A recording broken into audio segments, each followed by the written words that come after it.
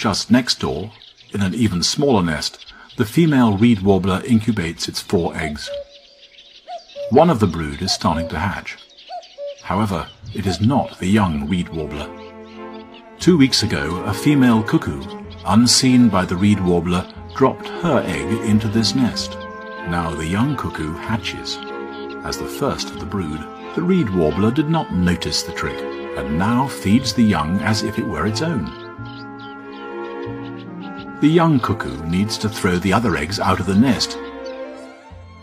If it doesn't do this, then the parents will not be able to feed all the nestlings.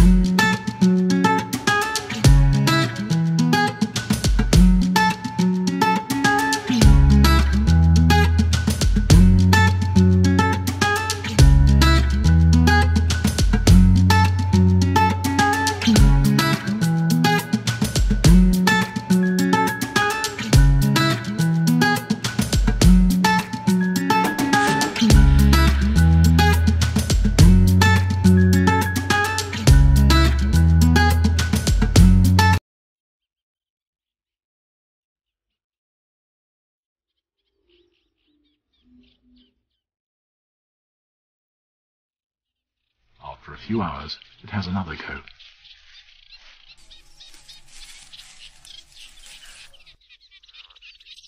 This time, there's some success. The first egg landed in the water.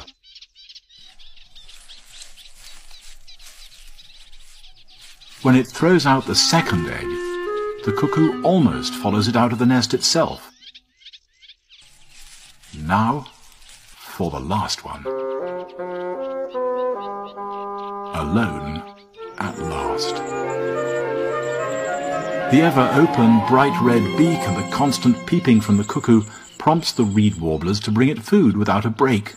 Now all the insects and spiders end up in its beak.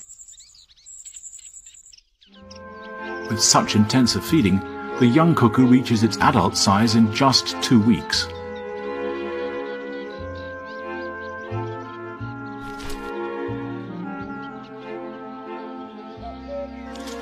It is so large that when it sits on the nest it must hold tight so it doesn't fall off. In a strong wind, the nest may even break apart under its weight.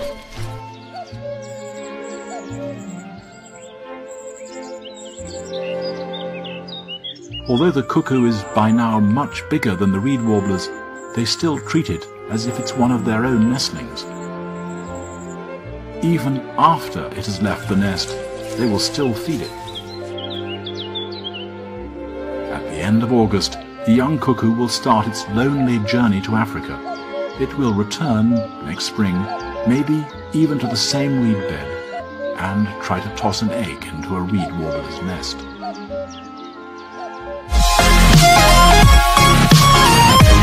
Yeah.